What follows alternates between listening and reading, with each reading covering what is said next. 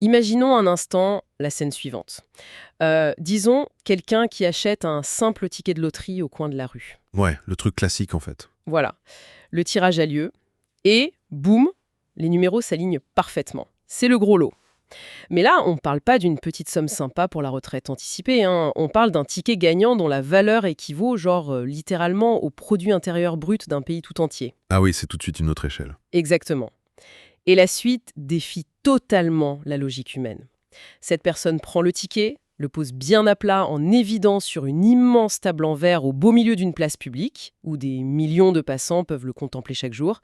Et puis, elle tourne les talons, s'éloigne dans la foule et disparaît à tout jamais. Et personne n'y touche. C'est ça qui est dingue. C'est ça. Les années s'écoulent, la valeur inscrite sur ce bout de papier se multiplie de façon exponentielle. Et pourtant, personne, absolument personne, ne vient jamais réclamer cette fortune. C'est une allégorie super vertigineuse pour le coup. Et le plus troublant, tu sais, c'est que ça décrit une réalité technologique et financière qui est parfaitement tangible aujourd'hui. La table en verre, du coup, c'est la blockchain. Complètement. Une infrastructure publique totalement transparente, et ce fameux ticket inestimable, ce sont les portefeuilles numériques originels de Satoshi Nakamoto, donc l'architecte du réseau Bitcoin. Et c'est exactement pour ça qu'on se retrouve aujourd'hui pour cette nouvelle analyse en profondeur. Notre mission là, c'est de décortiquer un dossier documentaire massif qui compile des données historiques, des analyses de marché et surtout un rapport d'avril 2026 publié par Blocknews. Un dossier hyper dense, ouais. Très dense. L'objectif, c'est de percer à jour le plus grand mystère de l'ère numérique. Parce que l'événement déclencheur de notre discussion d'aujourd'hui, c'est une enquête journalistique colossale qui vient juste de secouer la planète finance. Celle du New York Times? Exactement.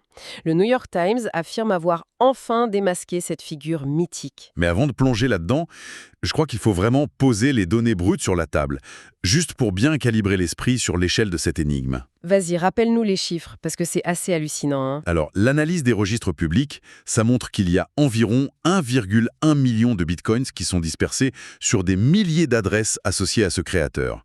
Et ces unités numériques n'ont pas dévié d'un seul millimètre depuis 2010. Rien du tout. Zéro mouvement. Zéro. Et à l'heure où on parle, en avril 2026, ce capital cristallisé représente environ 79 milliards de dollars. Les documents soulignent même que lors du pic historique d'octobre 2025, ce trésor fantôme a effleuré les 139 milliards. C'est littéralement la plus grande concentration de richesses non réclamées de toute l'histoire de l'humanité. C'est exactement ça. D'ailleurs, c'est crucial, avant d'entrer dans la mécanique de tout ça, de poser un cadre strict pour notre décryptage. Pour ceux qui nous écoutent, les sources qu'on dissèque aujourd'hui baignent dans des idéologies politiques hyper intenses. Ça c'est clair. Entre les activistes et les gouvernements, il y a de quoi faire. Oui, on y croise le mouvement cypherpunk qui est foncièrement anti-étatique, mais on y analyse aussi des manœuvres politiques très actuelles. Comme les propositions de réserve stratégique d'État. Voilà, poussées par des figures politiques américaines comme Donald Trump et d'autres. Donc notre rôle ici, il est purement analytique. On n'endosse ni la philosophie rebelle du créateur, ni les politiques des États modernes. L'objectif, c'est de cartographier les faits, de comprendre la techno et de restituer ça avec une impartialité absolue. C'est un prérequis fondamental en fait. Parce que la technologie qu'on examine n'est pas née dans un vide intellectuel. Pour saisir toute l'étrangeté de cet argent qui dort depuis des décennies, il faut plonger à la racine, au moment précis de l'étincelle. Et ce n'était pas juste une expérience d'ingénieur le week-end. Non, pas du tout. Le code initial a été forgé ligne après ligne, vraiment comme une réponse chirurgicale et immédiate à une crise systémique globale. On parle de l'automne 2008, là, le crash de la banque Lehman Brothers, l'onde de choc planétaire. C'est ça. Le système bancaire traditionnel menaçait de s'effondrer. Et pour éviter la catastrophe, les banques centrales ont déployé des liquidités massives. Elles imprimaient des milliers de milliards pour perfuser des institutions privées. Le fameux too big to fail. Exactement. Et c'est au cœur de ce climat d'urgence, le 31 octobre 2008, que le pseudonyme Satoshi Nakamoto surgit sur une liste de diffusion ultra spécialisée en cryptographie. Le site metsdoubt.com, c'est ça? C'est ça. Le message contient un lien vers un manifeste, un livre blanc de 9 pages. 9 petites pages pour décrire un protocole d'argent liquide électronique de pair à pair. 9 pages pour éliminer le banquier.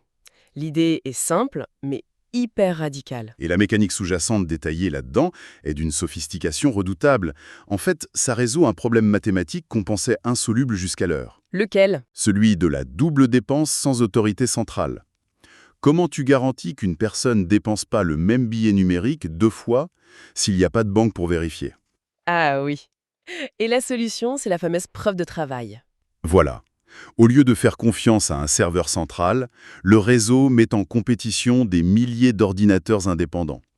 Ces machines, les mineurs, dépensent une énergie électrique bien réelle pour résoudre des puzzles hyper complexes. Et le premier qui trouve valide le bloc, c'est bien ça? Exactement.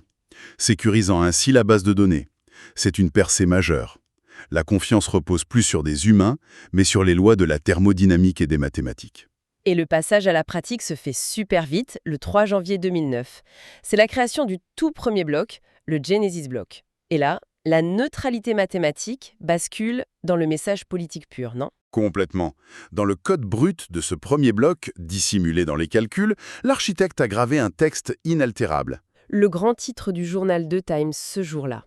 Le chancelier sur le point de renflouer les banques pour la 2e fois. C'est pas juste pour prouver la date. C'est littéralement un cocktail Molotov lancé contre la finance traditionnelle. C'est gravé dans l'ADN du système. Et ça s'inscrit dans la droite ligne des cypherpunks, des activistes qui pensent que protéger la vie privée face au gouvernement, c'est le dernier rempart démocratique. Pour eux, une monnaie impossible à censurer, c'est un impératif. Et ça commence direct, le 12 janvier 2009. Première transaction. 10 bitcoins envoyés au cryptographe Al Finney. Et un an plus tard, l'événement culte, le Pizza Day. Ah oui, le 22 mai 2010. Un développeur offre 10 000 unités de cette monnaie à qui lui fera livrer 2 pizzas. Ce qui fut fait. 10 000 bitcoins pour 2 pizzas, aujourd'hui ça représente des centaines de millions de dollars. C'était le premier véritable ancrage dans l'économie réelle, tu vois. Attends, faisons une petite pause sur cette trajectoire.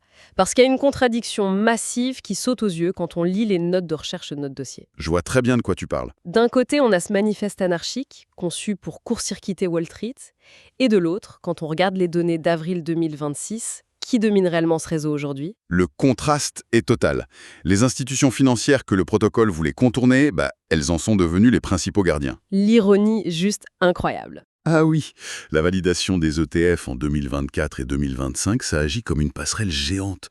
Ça permet aux investisseurs traditionnels de spéculer sans jamais comprendre la cryptographie ou détenir leurs propres clés privées. Du coup, un géant comme BlackRock a aspiré des milliards de dollars en quelques mois, et des entreprises comme MicroStrategy ont transformé leur trésorerie en achetant massivement des bitcoins. L'arme anti-système a été méticuleusement digérée pour devenir un actif de réserve institutionnel. L'assimilation est complète. Et c'est justement ce glissement qui rend le départ de l'architecte encore plus fascinant. Les documents montrent qu'au printemps 2011, après 2 ans de collaboration sur les forums, le créateur envoie un ultime mail au développeur Gavin Andresen. Un message super laconique. Il dit juste « Je suis passé à d'autres projets ». Et après, silence absolu. Mais le timing de ce message, il est tout sauf anodin en fait. C'est le pivot de l'histoire. Ce retrait brutal arrive quelques jours seulement après que Gavin Andresen a annoncé publiquement qu'il avait été invité au siège de la CIA. Ah ouais, la CIA, ça calme tout de suite. Il devait leur faire une présentation de la technologie. Imagine la scène pour un concepteur dont toute l'idéologie repose sur la protection contre l'État.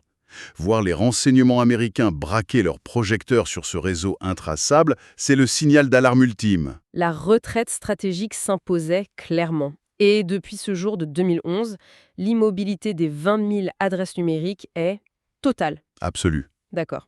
Je comprends l'idéologie et je saisis l'instinct de survie face à la CIA. Mais faut qu'on soit pragmatique 2 secondes. Les analystes formulent souvent 3 hypothèses. Soit il est mort avec ses codes, soit c'est un moine idéologique qui refuse la richesse, soit c'est une paranoïa extrême. C'est les 3 grandes théories, oui. Mais face à 79 milliards de dollars, n'importe quel esprit humain, même le plus terrifié, finirait par craquer. Ne serait-ce que pour prélever une fraction infinitésimale. Pour se soigner ou mettre sa famille à l'abri, incognito. Le fait que rien n'ait bougé en 15 ans, ça ne prouve pas tout simplement que la personne est décédée. C'est la déduction naturelle que tout le monde fait.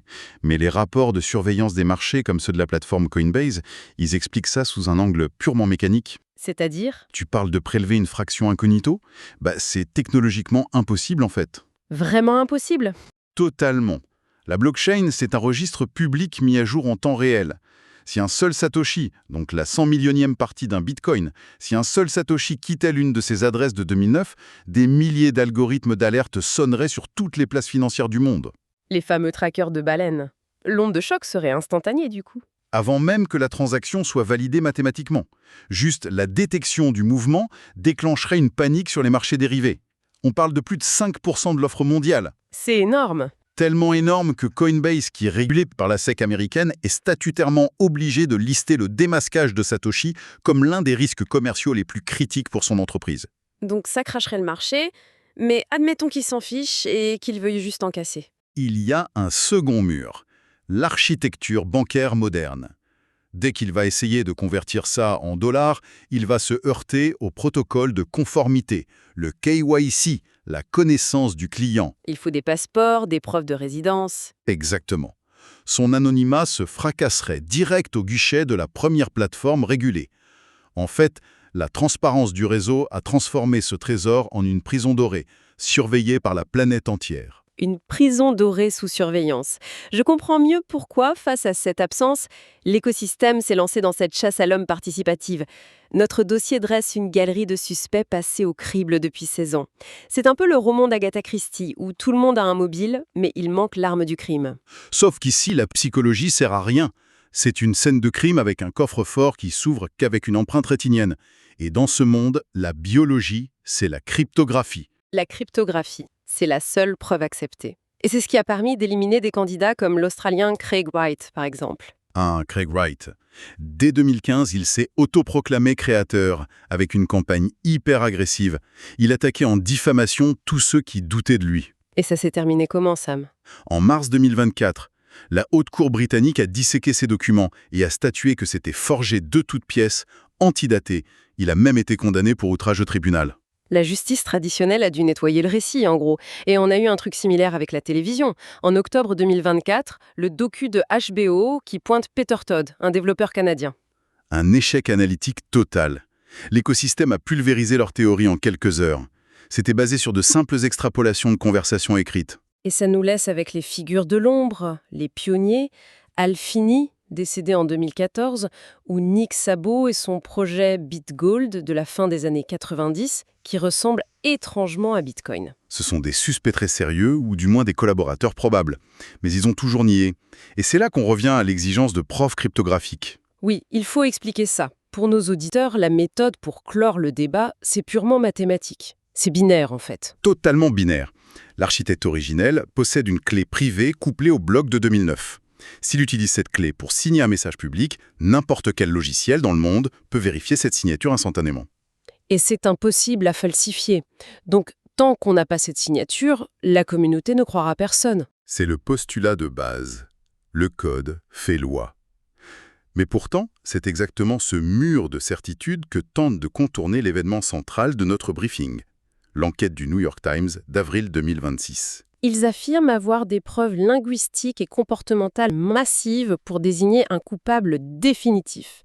Et c'est pas n'importe qui écrit ça. C'est John Carreyrou. Le journaliste double prix Pulitzer, celui qui a fait tomber Theranos. Quand une plume pareille affirme avoir résolu le mystère, tout le monde écoute. Le 8 avril 2026, Carreyrou désigne Adam Back, le PDG de Blockstream, à 99,5%. La méthodologie de l'enquête est dingue, vraiment. Ils ont utilisé des algorithmes d'analyse stylistique pendant 18 mois, sur plus de 134 000 messages de forum entre 1992 et 2008. C'est colossal. Et ils ont trouvé quoi? L'IA cherchait la signature syntactique, et ça pointe vers Adam Back de façon disproportionnée. Par exemple, Satoshi faisait des erreurs de trait d'union hyper spécifiques. Sur 325 erreurs de ce type, 67 se retrouvent chez Back. Ah ouais, la fréquence est énorme là. Et ils utilisaient les mêmes expressions super rares, genre partial pre-image, du jargon de hachage, ou burning the money. Les dossiers pointent aussi des anomalies comportementales. Back disparaît des forums pile pendant la conception de Bitcoin, entre 2008 et 2010, et il revient exactement quand Satoshi annonce son départ. C'est troublant. Très. Et l'élément narratif fort, c'est cette interview au Salvador. Carreyrou lui dit que Satoshi était plus à l'aise avec le code qu'avec l'écriture, et Back répond spontanément face caméra « J'ai quand même beaucoup parlé pour quelqu'un », et il s'arrête en plein milieu. Un lapsus révélateur selon le journaliste. même si Adam Back dément catégoriquement.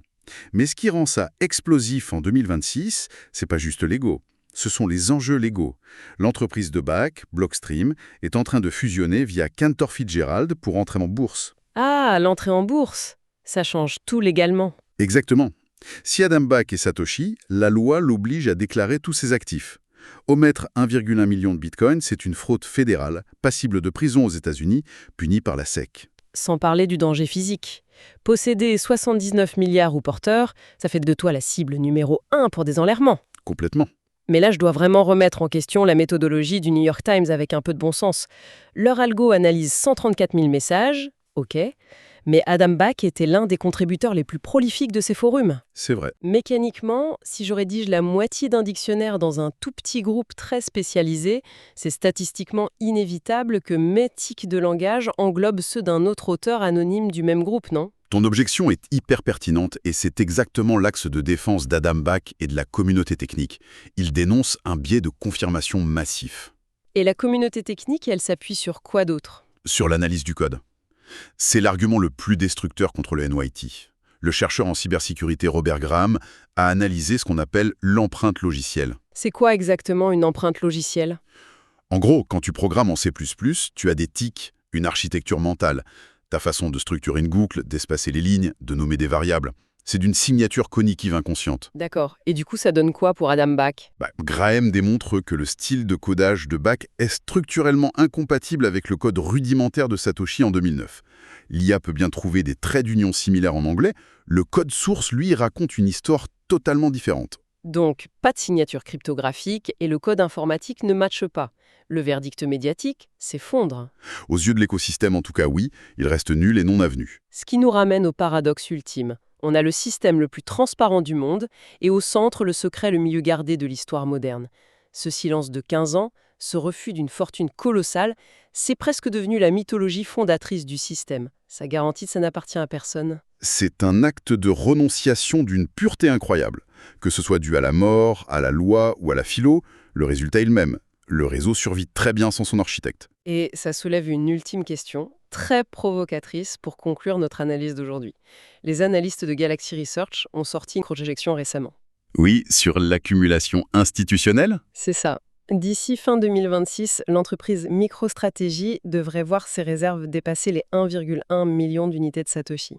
C'est une bascule monumentale. Du coup, si l'architecte mystique, qui voulait détruire Wall Street, finit par avoir moins de poids sur son propre réseau qu'une simple entreprise de la finance classique, L'ironie est totale. est-ce que son identité a encore la moindre importance ? La vraie victoire de ce système décentralisé, ce n'est pas le moment où son créateur devient mathématiquement obsolète. C'est une réflexion fascinante. Le ticket à 79 milliards est toujours sur la table en verre, mais la foule autour est devenue tellement massive qu'elle ne regarde même plus le ticket. Elle utilise la table pour bâtir autre chose. Voilà de quoi faire méditer ceux qui nous écoutent. C'est tout pour cette plongée dans les mystères d'avril 2026.